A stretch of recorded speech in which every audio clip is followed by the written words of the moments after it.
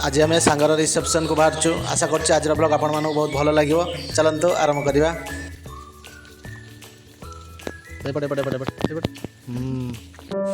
Water हठात वर्षा आरंभ हो गला।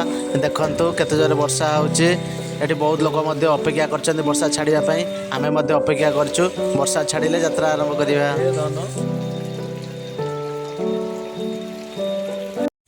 किछि समय रहिबा परे वर्षा छाड़ीगला। तापर पुणी आम घर अभिमुखे बाहरिलु। किछि बाट आसिला पर आमको बहुत भोक लागला। तेणु आम गोटे होटेल रहीगलु। देखंतु दुईटी सादा मिल मगैचु।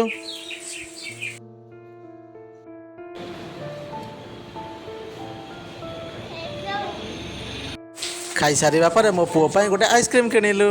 से आइसक्रीम खाई बहुत खुशी होला। तापर घरे पहुँचे मु मो सान भाई की नहीं गिफ्ट दुकान में पहुँची गली। शेष में विघ्न विनाशक भगवान श्री गणेशक यही फटोटी सुंदर गिफ्ट भाव में बाछिलु। गिफ्ट पैकिंग हो सारा पर सान भाई सहित मिसी घर अभिमुखे बाहरलु।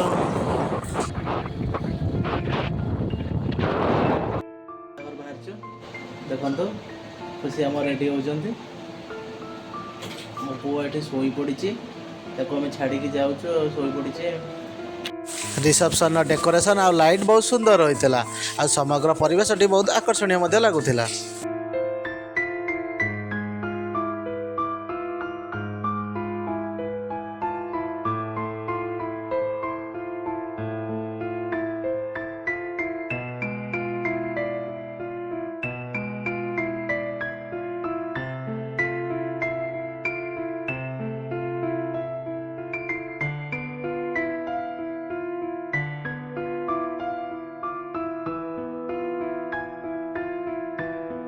नव दंपति को शुभेच्छा जनाई किसी सुंदर मुहूर्त कैमेरा रे कैद कलु।